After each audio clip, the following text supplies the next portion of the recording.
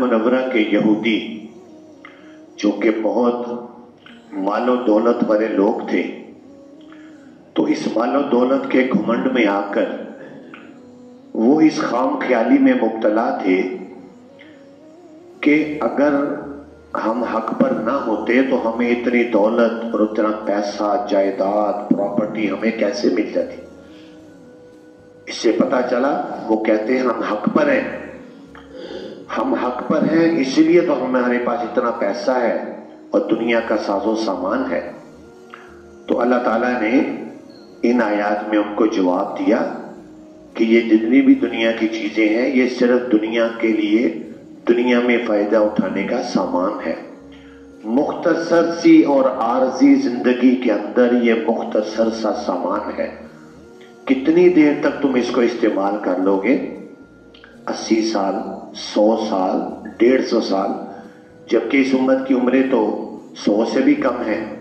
تو یہ لمبی زندگی تک فائدہ اٹھانے کے لیے نہیں ہے، اور نہ ہی یہ مال و دولت کا کسی کو مل جانا یہ اللہ کی طرف سے رضامندی کی نشانی ہے۔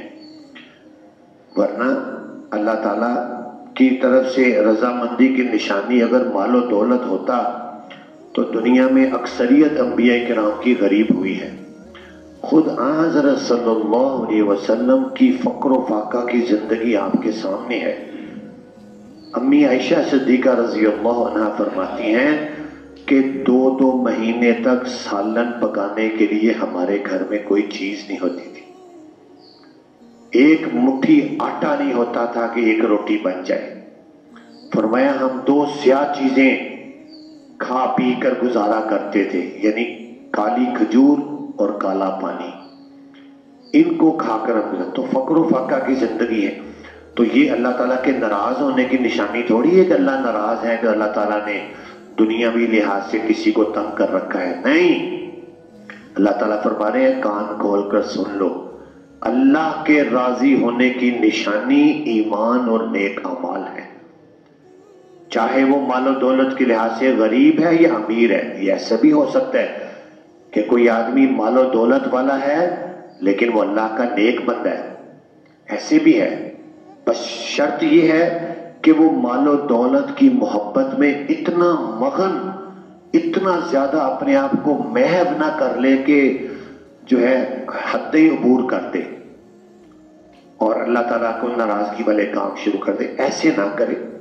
ورنہ مال و دولت اگر ہے، اگر وہ آدمی نیک ہے، دیکھیں حضرت ایوب علیہ السلام کے پاس ہزاروں جانور تھے، مال و دولت تھی، ہر وقت لنگر چلتا رہتا تھا۔ سیدنا ابی داؤد علیہ السلام جو ہے وقت کے خلیفہ تھے، حضرت سلیمان علیہ السلام وقت کے خلیفہ تھے۔ تو مال و دولت کا ہونا، اللہ تعالیٰ نے فرمایا ٹھیک ہے ان چیزوں کی محبت ہے، لیکن ایمان والے اس کی محبت کو اپنے اوپر غالب نہیں ہونے دیتے، بس ضرورت سمجھتے ہیں، ضرورت کے لیے استعمال کیا، اور اس کے بعد جب دنیا سے رخصت ہونے کا وقت آیا چھوڑ کر انہوں نے آخرت کی چیزوں سے دل لگایا۔ صحابہ کرام میں ایسے صحابہ کرام تھے کہ ان کے فوت ہونے کے بعد ان کی بیویوں کو کروڑوں میں کروڑوں درہم و دنانیر بانٹ کر تقسیم کیے گئے۔ کروڑوں، آج کے دور کے تو کروڑ دے، اس زمانے کے کروڑ۔ اور حضرت عبد الرحمن ابن عوف نے اتنا سونا چھوڑا تھا کہ کلہاڑیوں سے کاٹ کر سونا ان کی بیویوں میں بانٹا گیا۔ اتنے دولت والے لوگ تھے لیکن انہوں نے ان چیزوں میں دل نہیں لگایا، دل انہوں نے آخرت کی چیزوں میں لگایا، اللہ کی اطاعت میں اپنے آپ کو محو کیا۔ آج کسی کے پاس کسی کے دولت آ جاتی ہے نا تو وہ فجر کی نماز پڑھنے کوئی ہم سے نہیں اٹھا جاتا، نہ مغرب میں، نہ فجر میں، نہ دن میں۔ اکثر امیر لوگ زیادہ تر آپ دیکھیں فجر میں نہیں ہوں گے، 11 بجے اٹھیں گے۔ تو یہ ایسی چیزیں، یہ مال و دولت انسان کے قبر میں بھی کام نہیں آئے گا۔ تو اللہ تعالیٰ نے فرمایا زُيِّنَ لِلنَّاسِ حُبُّ الشَّهَوَاتِ، مزین کیا گیا لوگوں کے لیے شہوتوں کی محبت۔ شہوت کیا ہوتی ہے؟ انسان کے اندر خواہشات، یہ انسان کو بڑی اچھی لگتی ہے کہ میرے اندر جو بھی خواہش ہے جیسی بھی ہے وہ پوری ہو جائے۔ مثلا اللہ تعالیٰ کہتے ہیں من النساء، عورتوں کی خواہش مردوں میں ہوتی ہے، مرد چاہتے ہیں ہمیں عورتیں ملے۔ والبنین، اسی طرح بیٹوں کی محبت ہوتی ہے، عام طور پر ہر بندہ یہ چاہتا ہے میرے گھر میں بیٹا ہو، میرے گھر میں بیٹا ہو، خواہش ہوتی ہے، لیکن ہوتا وہی ہے جو اللہ چاہتے ہیں۔ تو بیٹوں کی محبت، والقناطیر المقنطرہ، اور مال کثیر جس کے ڈھیروں ڈھیر لگے ہوں، من الذهب سونا، والفضة چاندی، والخیل المصومہ وہ گھوڑے نشان لگائے ہوئے عمدہ گھوڑے، والانعام جانور، والحرث کھیتیاں۔ اب یہ اس زمانے کا سونا چاندی تھا، اس زمانے کا مال و دولت یہی تھا، سونا چاندی گھوڑے جانور کھیتیاں۔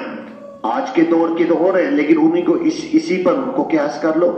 تو یہ چیزوں کی محبت لوگوں کے دلوں میں ہے، اللہ تعالیٰ کہہ رہے ہیں، لیکن فرمایا سن لو ذالک متاع الحیات الدنیا، یہ دنیا کی زندگی کا مختصر سا سامان ہے، واللہ عندہ حسن المآب، اور اللہ اس کے پاس بہترین ٹھکانہ ہے، بہترین ٹھکانہ آخرت میں تمہیں تیار ہے۔ فرمایا آؤ میں تمہیں بتاؤں، قل اے پیارے پیغمبر ان دنیا کے لوگوں کو بتا دیجئے، او نبیکم کیا میں تمہیں خبر دوں بخیر من ذالکم ان ساری چیزوں میں سے بہتر چیز میں تمہیں بتا دوں، للذین اتقوا، لیکن یہ سن لو کہ وہ کن کو ملے گی، ان لوگوں کے لیے جو اللہ سے ڈرتے ہیں، عند ربہم ان کے رب کے پاس وہ چیزیں ہوں گی، کیا جنات باغات ہوں گے، تجری من تحت الانہار جاری ہوتی ہے ان کے نیچے سے نہریں۔ دنیا کی نہریں زمین کے اندر چلتی ہیں، جنت کی نہریں زمین کے اوپر چلیں گی، دودھ کی نہر، شہد کی نہر، پانی کی نہر، شرابن طہورا کی نہر، اور جنتی کے ہاتھ میں کہ سونے کی چھڑی ہوگی، وہ اسے اشارہ کرے گا، جدھر کو چاہے گا وہ سونے کی نہر، وہ اس کی نہر چلنے لگ جائے گی۔ فرمایا یہ ہیں آخرت کی نعمتیں حاصل کرنے کی چیز، خالدین فیہا، پھر ہمیشہ ہمیشہ ان باغات میں رہیں گے۔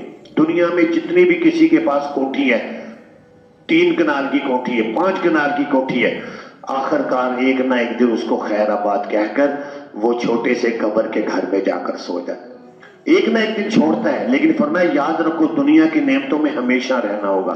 وَأَزْوَاجٌ مُطَهَّرَةٌ، بیویاں ہوں گی پاکیزہ، وہاں بیویوں کو پاکیزہ شوہر ملیں گے، شوہروں کو پاکیزہ بیویاں ملیں گی، اور وہ پاکیزہ اس لحاظ سے بھی ہوں گی کہ دنیا کی جتنی گندی چیزیں ہیں وہاں نہیں ہوں گی۔ جنتیوں کو نہ پیشاب آئے گا، نہ پخانہ آئے گا، نہ بلغم آئے گی، کوئی گندی چیز نہیں۔ نبی پاک صلی اللہ علیہ وسلم نے فرمایا ایک ایک جنتی 100 آدمیوں کے برابر کھانا کھائے گا، لیکن ہضم کیسے ہوگا؟ ایک خوشبودار ڈکار آئے گا اور وہ ہضم ہو کر جسم کا حصہ بن جائے گا۔ وَرِضْوَانٌ مِّنَ اللَّهِ، اور فرمایا اس سے بھی نعمتوں سے بڑھ کر رضامندی ہوگی اللہ کی کہ اللہ راضی ہے۔ وَاللَّهُ بَصِيرٌ بِالْعِبَادِ، اللہ تعالیٰ دیکھنے والے ہیں بندوں کو، اللہ دیکھ رہے ہیں۔ اب بندے کون ہیں اللہ تعالیٰ کے؟ فرمایا الذین، یہ وہ لوگ ہیں جو کہتے ہیں ہمارے پروردگار بے شک ہم ایمان لائے، بخش دے ہمارے لیے ہمارے گناہوں کو، بچا لے ہمیں جہنم کے عذاب سے۔ الصابرین، اللہ کے بندے وہ ہیں جو صبر کرتے ہیں، جسمانی تکلیف آ جائے، کوئی صدمہ آ جائے، کوئی دکھ آ جائے تو وہ صبر کرتے ہیں۔ والصادقین، سچ بولتے ہیں، اللہ کے بندے سچ بولتے ہیں۔ نبی پاک صلی اللہ علیہ وسلم سے پوچھا گیا یا رسول اللہ مومن بزدل ہو سکتا ہے؟ فرمایا بزدل ہو سکتا ہے۔ پوچھا گیا یا رسول اللہ مومن بخیل ہو سکتا ہے کنجوس؟ آپ نے فرمایا بخیل ہو سکتا ہے۔ پوچھا گیا یا رسول اللہ مومن جھوٹ بول سکتا ہے؟ آپ نے فرمایا کلا والذی نفسی بیدی، قسم ہے اس ذات کی جس کے قبضے میں میری جان ہے، مومن جھوٹا نہیں ہو سکتا، ایمان کے ساتھ جھوٹ جمع نہیں ہو سکتے۔ اب آپ اندازہ لگے آج کے معاشرے کو دیکھیں، جھوٹ کو کوئی گناہ ہی نہیں سمجھا جاتا، بات بات پہ جھوٹ، مذاق میں جھوٹ، ایسے ہی جھوٹ، کاروبار میں جھوٹ، گھر بار میں جھوٹ، ہر جگہ جھوٹ۔ تو جھوٹ بہت بری چیز ہے۔ فرمایا اللہ کے بندے وہ سچ بولتے ہیں، والقانتین، فرما بردار ہوتے ہیں، والمنفقین، اور خرچ کرتے ہیں، والمستغفرین بالاسحار، معافیاں مانگتے ہیں سحریوں کے وقت اٹھ کے، گواہی دیتے ہیں اللہ تعالیٰ بے شک وہ اللہ ہی وہی ہے، کوئی وہی معبود ہے، اس کے علاوہ کوئی معبود نہیں ہے۔ فرشتے بھی گواہی دیتے ہیں، علم والے بھی، سب قائم کرنے والے انصاف کے ساتھ گواہی کو، نہیں ہے کوئی معبود مگر وہ اللہ جو غالب ہے، حکمت والا ہے۔ اللہ تعالیٰ سے دعا ہے اللہ تعالیٰ ہمیں قرآن پاک کو سمجھنے کی اور اس پر عمل کرنے کی توفیق عطا فرمائے۔